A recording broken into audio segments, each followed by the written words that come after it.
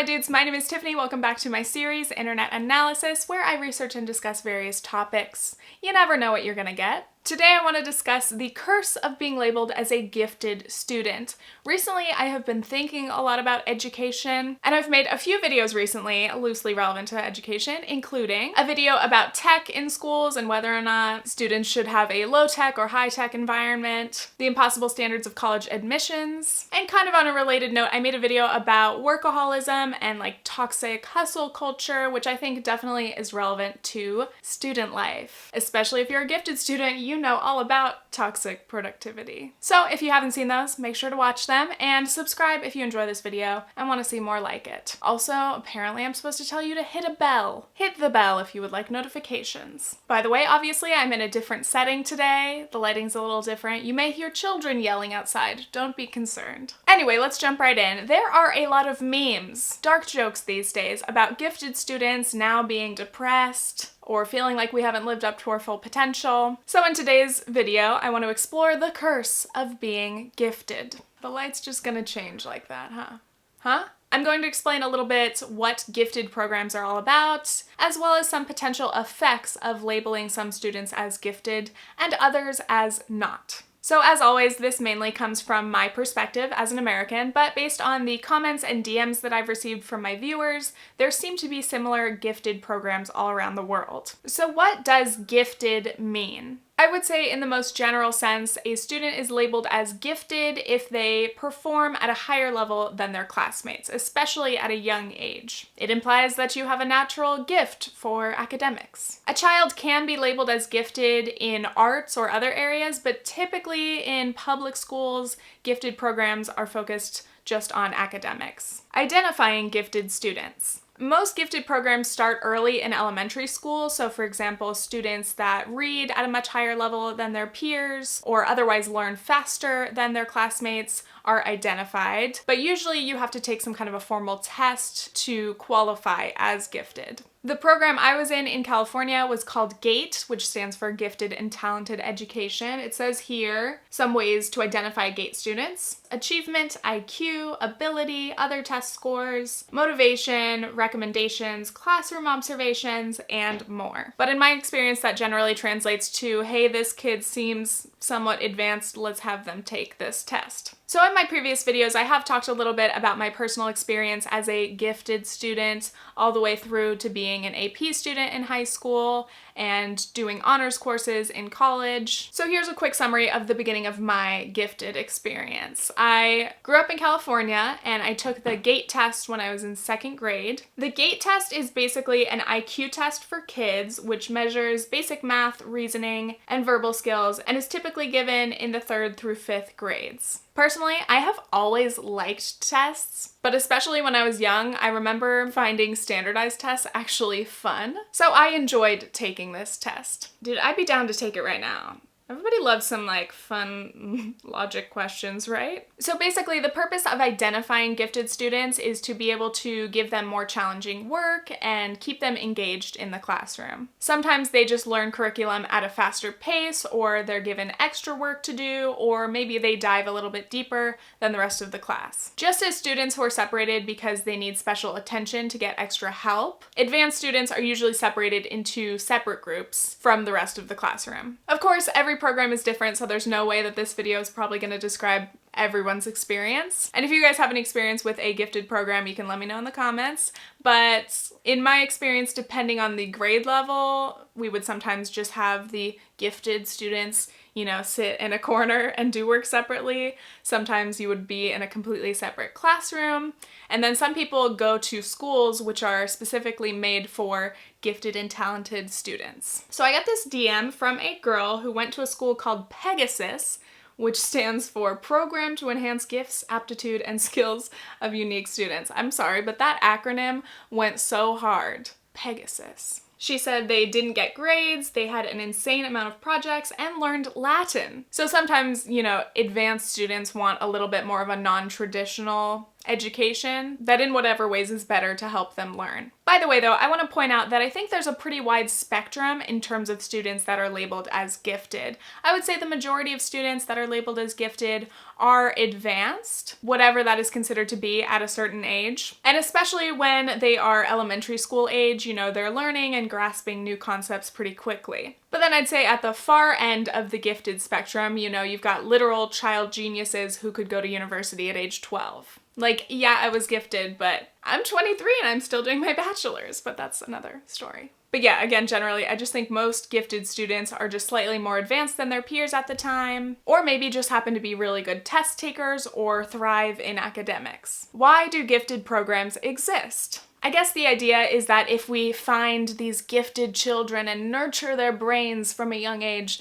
then they'll reach their full potential. You know, they'll be top students all their lives. They'll go on to go to Ivy League schools and become lawyers and doctors and scientists, basically. But as I mentioned, in terms of curriculum, the idea is just that advanced students need more challenging work. When students are bored because they're learning material faster or they already know the material, the resulting boredom and frustration can lead to low achievement, despondency, or unhealthy work habits. And we'll talk more about the effects later. But here's where my beef with the gifted program begins. I think that there is some kind of a disconnect. I get what the programs are trying to do, again, in nurturing the brains of these gifted children. The aim is to help kids who are already a bit ahead continue to learn. But kind of the assumption once a student is in the gifted program is that they will always remain gifted and advanced, and that's not always the case. Many students are considered to be advanced in elementary school, for example. Let's say they're reading at a much higher level than their peers, but then slowly their peers start to catch up. Maybe their advancement slows a little bit, but again, still, they're still at grade level, but at that point they may be taken out of the gifted program because they're not considered gifted enough or advanced enough anymore, or they would stay in it but appear to fall behind just in comparison to other advanced students. But anyway, the act of being labeled as gifted plants this seed in the mind of the student, parents, and teachers. That idea of reaching our potential is planted, and we're told, you're special, you're the smartest in your class, you're going to Harvard one day. I bet you'll be the first woman president. I was told that, and hey, it could still happen. I don't know if that's a good thing or a sad thing. But especially when you're told these things from the time that you're 6 or 7 years old, you're going to start to believe it. And being smart becomes a central part of your identity because you're constantly being praised for it. So then you begin to hold yourself to the highest academic standards. All right, let's get into some of the effects. So using myself as an example, I was a great test taker from a young age. I was a great student. I always got good grades. And being a gifted student was absolutely part of my identity. But also, I didn't have to try very hard, and I definitely think I developed some kind of an ego, a little bit of smugness, especially when I was younger, because I would think like, I don't study, it's so easy, why does anybody else have to try? It's like, don't be a dick. I know you're like 8 years old, but come on. Anyway, in general, I think it was helpful to be in accelerated groups, and it definitely did nurture my little brain. But I'm still wondering, are there long-term lasting impacts of this label, gifted? So I've compiled a list of some of the most common effects that gifted students or ex-gifted students experience. Bad study habits. If you've gone through most of your schooling without ever needing to study and still getting top grades, you never learn how to study. So for most gifted students, you will reach a point sometime when you do need to study and you just won't have those skills. I can kind of relate to that one. Even to this day, I'm like, do I study? Become a perfectionist to the point where it is toxic. Gifted students are often very self-critical. We hold ourselves to the top standards, you know, we want straight A's. Sometimes it's like, I want literally 100% or even more if there's extra credit. So there's very little room for error, if any, and if you don't do well enough according to your standards or your parents' standards or your teacher's standards, your whole identity as a smart, perfect student starts to fall apart. For me, I never had pressure really from my parents at all. It was just me. I realized I was good at getting A's, and I was like, all right, let's keep this up forever. I'm pretty sure I've only gotten like 2 B's in a class ever. And did those B's ruin my life? No, but it kind of felt like it. You become too competitive. Gifted students are often told that they're the smartest or the best, but we literally want to be the best. I want the highest test scores, and I want everyone to know. I'm resisting the urge to tell you guys that in my geometry class, I got the highest test grades because they were posted on the wall and everybody could see them, so I knew that I was the best. But I'm not going to tell you guys because that would not be humble. And I don't still think about the grades that I got in 9th grade. Yeah, I haven't been competitive about much in life, but grades are one thing. But anyway, too much competition can definitely cause some serious resentment among your peers. You never learn how to ask for help. Gifted students are often praised for working independently, so they're kind of expected to never need to ask questions. And sometimes gifted students are even asked by their teachers to help out other students, so they become like a mini teacher's aide, which can be fun, but just because you're gifted doesn't mean you know everything all the time enough to teach it to everybody else. And honestly, everyone needs to feel comfortable asking questions because even the smartest person in the room still has things to learn. We kind of develop this feeling of shame, like we begin to think that asking questions must mean that we're stupid. If I ask a question, I'd be showing everybody that I don't know something, so I'm just not gonna ask. And then I'll never know. You expect to be immediately good at anything, and if you are not, you quit right away. I am so guilty of this one, it's horrible. You should have seen me in my media class that I just took. We had to do a bunch of Photoshop, and I hate Photoshop, and I had zero patience. Like, if I'm not good, or at least showing potential the first time that I try something, I just never want to pick it up again. I find it really hard to drop my ego and risk, looking a little silly or just being bad at something because you're new and not everybody's good at everything right away. On a similar note, here's a message I got on Instagram. I felt myself disintegrate mentally in a wildly different fashion. It made me defensive. My own intelligence was the most important thing in my life. If I failed, didn't understand, I became angry and bitter. I pushed away anyone that threatened me. Being gifted and special feel both entitled and empty. By constantly being awarded for no effort, I felt myself become entitled. Falling off would have been much more healthy. You develop a pressure to stay in academics forever, just because you're good at it. So as I mentioned, the gifted program mainly focuses on academics. Of course, in school, in extracurriculars, students do all kinds of things. They do sports or art, theater. But I think there's a stigma against gifted students pursuing an art degree in university because somehow it's perceived to be a waste of their brain. Yikes, I obviously do not believe in that. And also I think there's a stigma against the arts in general. I cannot tell you how many damn Facebook comments I've seen talking about college loan debt or whatever, and people are like, oh, you got thousands of dollars in debt getting an art degree? What did you think? It's like, first of all, fuck off. Secondly, there's a need for artists in this world. And third, people should be able to go to college for whatever they want. Don't get me started. Respect to all my artists out there, I love you. Wasn't gifted, wasn't talented in anything academic, which I find somewhat of a blessing. I had to force discipline on myself because nothing came easy except dance. But growing up in an academic home where my parents are very accomplished in academics, I had to find a different path. I think on that note, not only is there obviously a pressure to go to college if you're a gifted student, but specifically I think there's a pressure to study STEM or go to grad school. You've got to be a doctor or a lawyer, something that's considered to be impressive, which again, yikes. Obviously it is impressive, but it is horrible to feel pressured to study, work in a particular field, and dedicate your life to something just because it's considered impressive. Also, the whole idea of what's considered impressive and what's not is classist bullshit, and sorry for the music in the background, there's a literal fair going on. There are plenty of people out there who may be really, really talented at math and science, but their passion is in art or just something else, or vice versa. I was always academically gifted, totally built my identity around it, went to UCLA, straight into law school. Now I'm in law school and totally am not interested in being a lawyer. And I really wish I had not just rushed through school and tried to do all these things that sounded good and fit my brand of being smart. Now I want to move on to talking about ex-gifted students. And again, we're going to touch on those good memes. When you were academically successful, but your mental health got in the way of your education, and now you'll never be able to achieve what you could have. Me realizing that being gifted during my childhood and putting in absolutely no work but still excelling in my little 4th grade classes is the reason I have little to no work ethic now, and I get discouraged from things if I'm not good at them immediately. If you were a gifted kid in elementary school, there's 100% chance you're gay and depressed now. Gifted kid burnout bingo. Fill this out in the comments below. I don't know how to fill out bingo in comments, but figure it out. All the formerly gifted kids who got A's without trying, now that our perfectionism has been revealed to be a symptom of a much deeper mental health issue.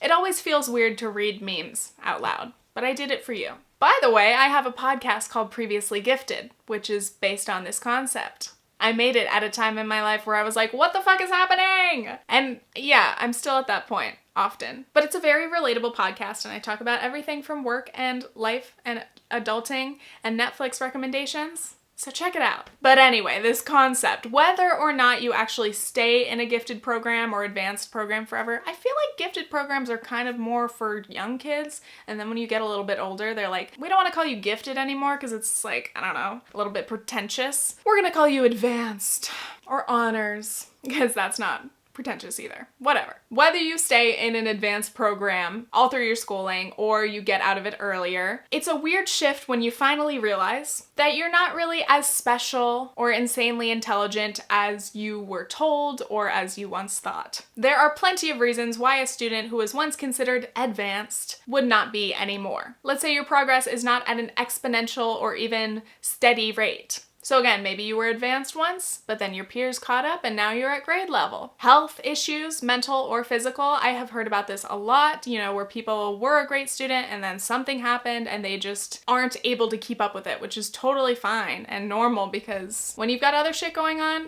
you gotta prioritize your health. There could also be problems at home or honestly anything stressful, traumatic, tragic. Shit gets in the way and it can be impossible to keep up with schoolwork and expectations. So after being gifted has become part of your identity, once you're not considered to be gifted anymore, obviously you feel like a piece of you is missing. You feel like you aren't advanced anymore. You feel like shit. You feel like you're nothing. And that's because sometimes in being labeled as gifted and having that repeated to you so often, you end up seeing being normal as a bad thing. Like being average would be the worst thing that could ever happen to you, which is fucked up because in the way that things work, bell curves, most people are average. That's the point. But anyway, it is just really toxic. I was in the gifted and talented program for math all through elementary school, and by middle school, I was in such a crisis finding out I was pretty much average. In high school, this turned to immense pressure to succeed. My mental health deteriorated, to be honest. I'm still above average at math. I'm going into physics. However, I really tried to live up to that gifted label that I was given back then. Talk about peaking young. I peaked in elementary. I feel that. But even if you stay as a top student, you stay advanced, let's say best case scenario, you do really well all through school, you get accepted into an Ivy League school, an elite school. At high school, you were probably considered to be a big smart fish in a small pond, which is great for your self-esteem and your ego. And then suddenly you're thrown into a situation where you are a small fish in a large ocean. Going from the literal top of your class to average or below average at a very competitive university is such a shock. Again, it makes you doubt your abilities, your identities, your purpose, because you got so used to that label, that association, that it became everything to you. Even though clearly a student in this position is undoubtedly smart and talented, you're one smart kid at, for example, Harvard, where almost everyone is a genius. I've read a lot of articles about the particularly high rates of mental illness, especially at elite colleges, and it's really fucking sad.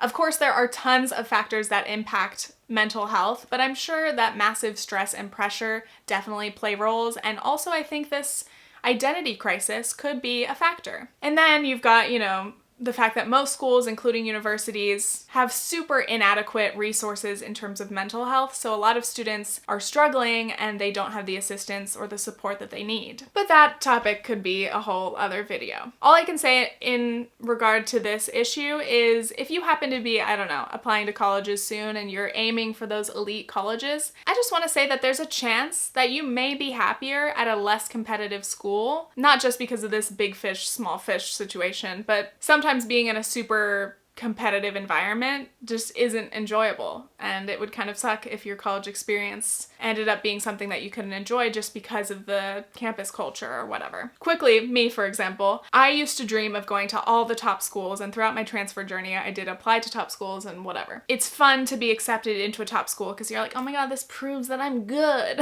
We all need so much reinforcement, things that remind us, oh, I am gifted, I am special. But now I'm going to a CUNY school, which is not competitive, not difficult, not, selective to get into at all. But I'm so happy because now I can just chill and get my degree without putting this crazy extra amount of pressure that I would have if I were at a way more competitive school. Anyway, that's my 2 cents. Now I want to transition into focusing on the social effects, because the whole label of gifted definitely has a lot of impacts on socializing, friendships, classroom environments. Apparently, for the majority of gifted students, acceleration is beneficial both academically and socially. According to this pro-gifted education website, gifted students tend to get along better with or have more in common with other advanced students or older students. Sometimes it's recommended that gifted students start kindergarten early or skip grades. So yeah, I mean, it's one central part of a gifted program that the kids will be grouped and separated, and that it will be good for them. It helps them make friends, in addition to the academic benefits. Over my life, I definitely made most of my friends within gifted programs. We were competitive back in like 3rd grade about our math times table tests. We played together, Handball, iconic.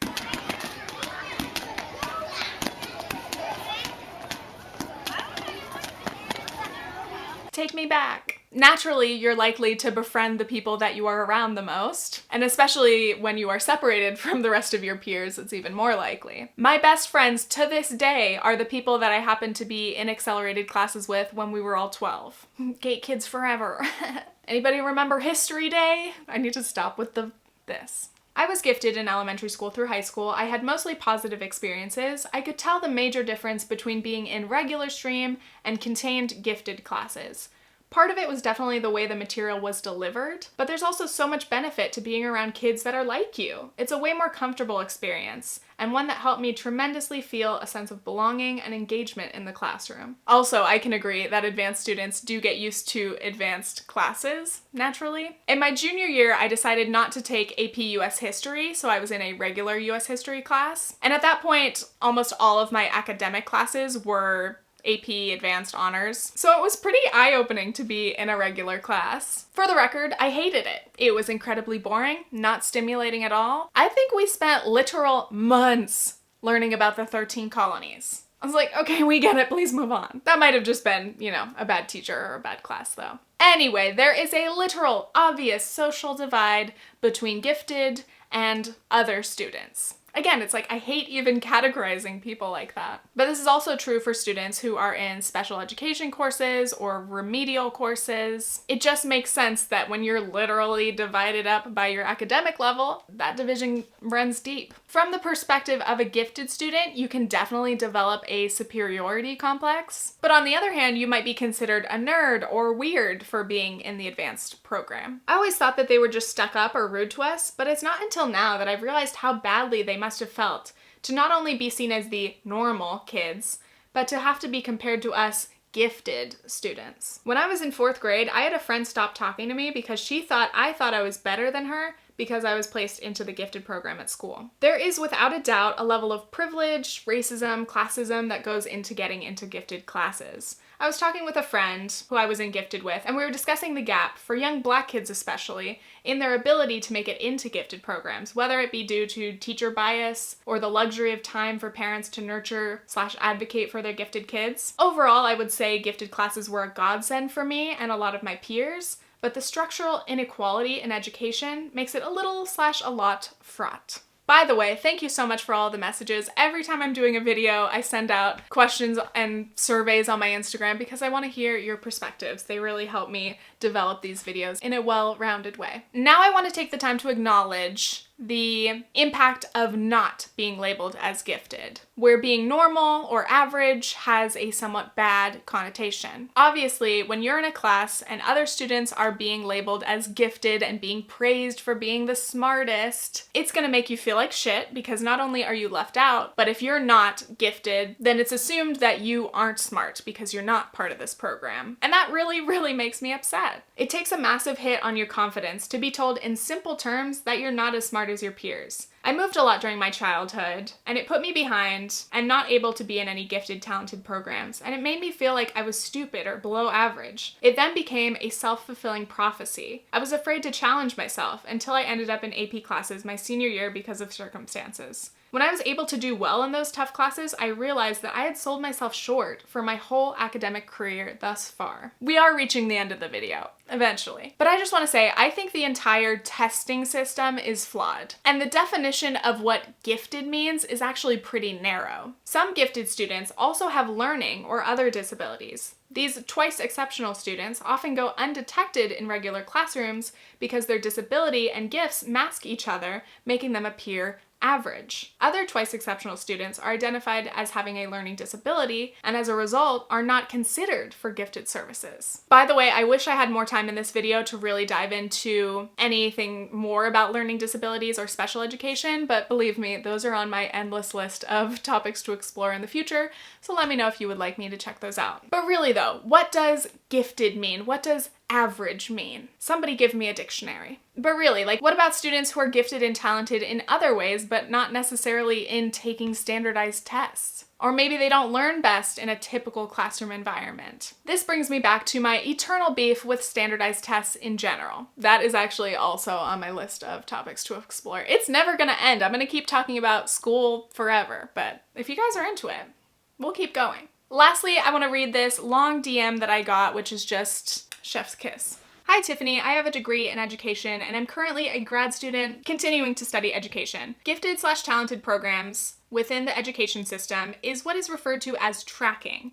AP classes and remedial classes are also a form of tracking, as are these so-called gifted programs, or programs that work to help less gifted individuals. Personally, I'm against tracking for several reasons. First, though, I think it's important to mention that students who are placed into AP classes or gifted programs are often deemed and labeled as the kids who will succeed in life, while the rest of the students in remedial courses are perceived as unmotivated, unintelligent, and lazy individuals who do not have as much potential. Whereas AP students are often treated with more respect and given material in class that really does give them an advantage, especially when it comes time to apply to colleges. This division in students can result in bullying and often does. What I find most problematic is the fact that by tracking students, it really gives students a disadvantage because they're immediately labeled, and that can really affect self-esteem. Just because one student may do well on a test or something and another student does not, doesn't mean that the student who failed is incapable of learning the material. In fact, perhaps that individual just isn't as good at test taking, or perhaps there are problems at home that could be affecting their performance. Also, just thought I'd mention that my experience with being tracked all throughout K through 12 literally scarred me in the sense that I never felt worthy enough or smart enough to be successful later in life. It wasn't until I got to college and started having discussions in class and veering away from tests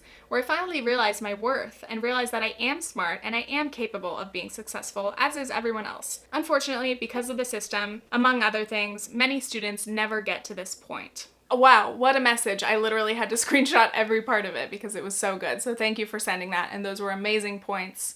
I totally agree. I think that the labels are bad overall. Again, putting people in the right courses for their academic level is necessary, but these labels can be somewhat detrimental. Is it possible to put people in different courses without labeling it? I mean, people are going to be able to tell that they're still divided. I don't know. Is there any solution to this? But yes, being labeled as gifted is definitely not a guarantee that a person will be successful, but also not being labeled as gifted doesn't make that person any less likely to be successful. So though this video was about the curse of being a gifted student, which might sound like a very first world privileged problem, I want to acknowledge that everybody has problems, okay? I saw this Tweet. People who weren't in the gifted and talented program have depression too. Y'all are just self-important and weird. And that made me laugh. So I was like, you know what? True. Like, yeah, we don't feel like we've reached our potential, but like, that alone is not the end of the world. On that note though, I will acknowledge that, you know, mental health issues or lasting impacts from this that like ruin your self-esteem and your self-worth and make you think that you can't